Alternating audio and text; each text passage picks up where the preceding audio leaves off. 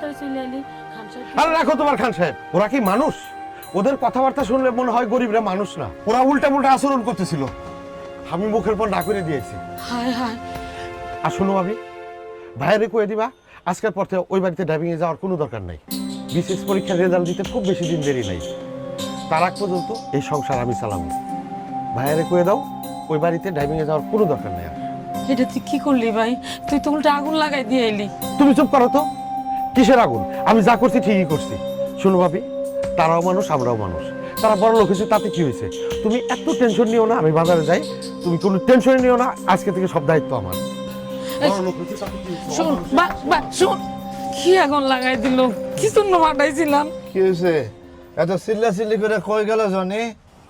আপনার স্যারের উল্টা পাল্টা কথা কই অপমান করে আইছে। কি স্যারের অপমান করছে? হ্যাঁ? হ্যাঁ, তাহলে তো আমার চাকরি থাকবো না। চাকরি গেলে আমি খাবো কি? তোমাকে আমি 100 বার বলছি, 100 বার বলছি যে স্যারের হলে যেন সে না যায়।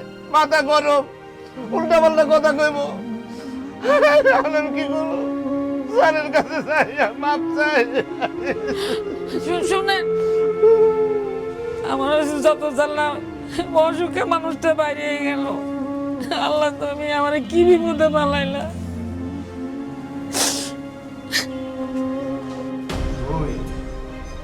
তুই এতটা বছর আমার নুন খেয়েছিলি, আমার নুন। আর তোর ভাই শয়তান কোথাকার, ওর এত বড় সাহস, সে আমার মেয়ের গায়ে হাত দিয়েছে। তুই তুই শিখিয়ে দিয়েছিলি, হ্যাঁ? তুই শিখিয়ে দিয়েছিলি।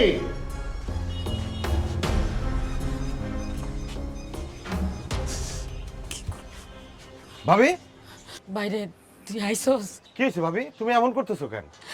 তোর ভাই স্যারের বাড়িতে গেছে, আমি তো তোরা কই নাই। স্যার তোর বাইরে কালকে মারছে। কি? এখন তোর ভাই ওই বাড়িতে আবার গেছে। ও জানি জানি তোর বাইরে বাচ্চা মাইর ফেলাইবো, মায়ের ফেলাইবো। ওরা ভালো মানুষ না, তোর ভাই বাচ্চা। খান সাপ, তুই আমার ভাইয়ের গায়ে হাত দিছ, আমি তোরে ছাড়বো না।